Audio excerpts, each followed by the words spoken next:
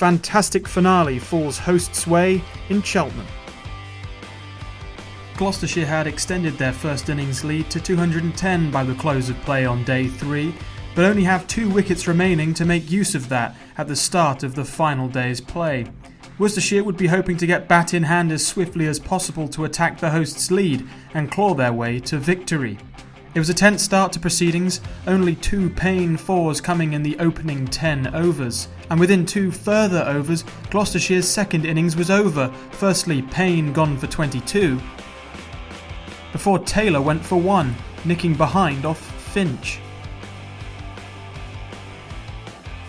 That was the end of Gloucestershire's batting efforts for the game, all out for 184 and setting Worcestershire a target of 245 for victory, with 2.5 sessions left to achieve it. That Worcestershire effort would get off to the worst start possible, with opener Mitchell out for a diamond duck. It was hard work initially, but Vessels settled in and began making big shots, including a maximum off Payne, and the pair seemed set, making runs at a good clip. Before Vessels, in the over immediately before lunch, feathered one behind to Bracey off Smith, out for 42. So lunch was called early, Worcestershire taking a big bite out of the Gloucestershire total, taking it below 200 remaining, but losing 2 wickets in the process. With 2 sessions remaining, the game was finally in the balance. The visitors would seek a steady start to the afternoon, but 2 quickfire wickets rocked their ambition. Firstly, Barnard out for 10 off the bowling of Higgins. And Higgins had another a few overs later, this time Whiteley out for a 16-ball duck. But the new pair Ferguson and Cox weathered the storm and soon began to accumulate regular runs.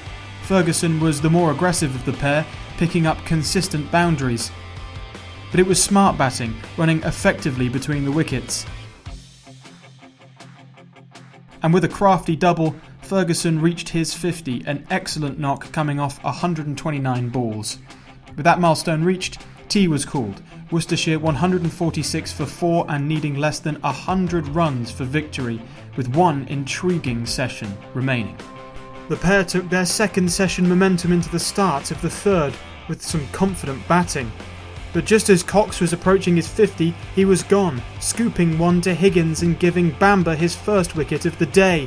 Worcestershire were 5 down with 64 required for victory. And a couple of overs later, other set bat Ferguson was gone too, this time off Howell, out for 63.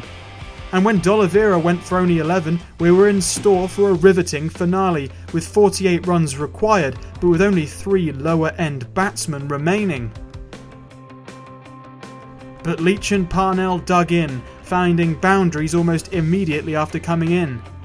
The pair seemed to have the game under control when Ryan Higgins once again turned the game on its head. 2 wickets in 1 over. Firstly, Parnell out for a quick-fire 15. Then 2 balls later, Pennington gone for a duck. And amazingly, Gloucestershire did it. They'd been just 20 runs from defeat, needing 3 wickets, and they got all 3 with 14 to spare. Finch the man to depart without scoring. Another fantastic finale in Cheltenham.